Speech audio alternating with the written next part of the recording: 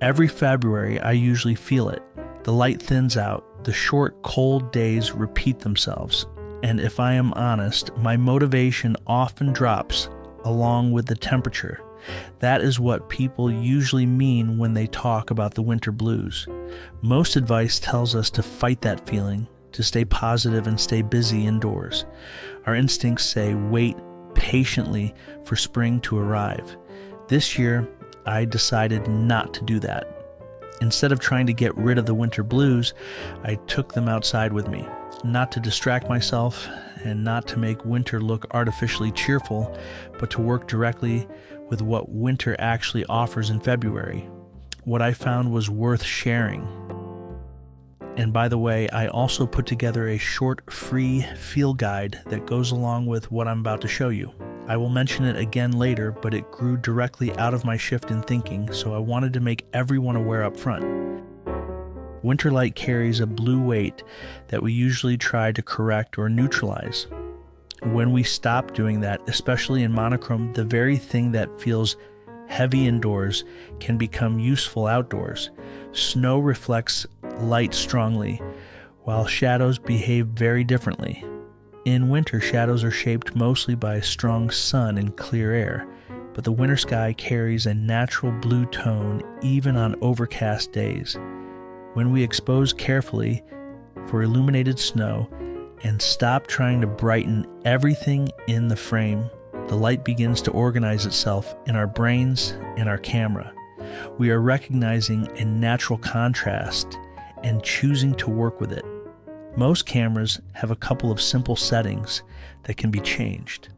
Start by thinking about your white balance, contrast, and monochrome settings. This is the part that appealed to me the most. There is no clever trick here. I exposed for the brightest snow. My contrast setting let shadows remain shadows, and I paid attention to where the light's direction was entering from. Sometimes I worked in overcast light, sometimes in open shade, and sometimes I broke my own rules entirely. There were no fixed instructions, only frame-by-frame decisions. As usual, I simplified my compositions, so the images are easy to figure out. That instinct has not changed. I am a minimalist at heart. However, the recent snowstorm presented many subjects on my walk in new ways and created an almost alien feel that I wanted to also capture. Once the composition felt resolved, I made the photograph. What changed this week is how I chose to interpret the result. Instead of capturing these images in tones of gray, I leaned into the blue that was already there. I chose camera settings that produced monochrome blue, not simply as an effect, but as an acknowledgement of what winter was already offering, and to my pleasant surprise, the work became more engaging to make. I should probably state this clearly. These are not cyanotypes, and I am not suggesting they are. Cyanotype is a chemical process using specific paper with a specific history. What I am incorporating is the visual relationship that cyanotypes are known for, particularly the balance between bright highlights and blue-weighted shadows. That relationship already exists in winter light. I am not inventing it, but I am choosing to notice it and see where it leads. This is where photography and life overlap for me. Winter doesn't always respond well to forced enthusiasm, like downhill skiing naked, for example, but it responds very well to attention and participation within its boundaries. When I work this way, I don't need to feel some magical inspiration before I begin, and I do not need to escape the season I am in either.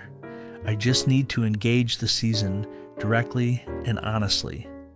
My photographs become more deliberate, and I find myself more invested in the process rather than hoping it will be over before I lose a finger, or something worse, to frostbite. So if you are dealing with the winter blues right now, creatively or otherwise, I am not recommending a cure. I'm suggesting a reframe, a different point of view.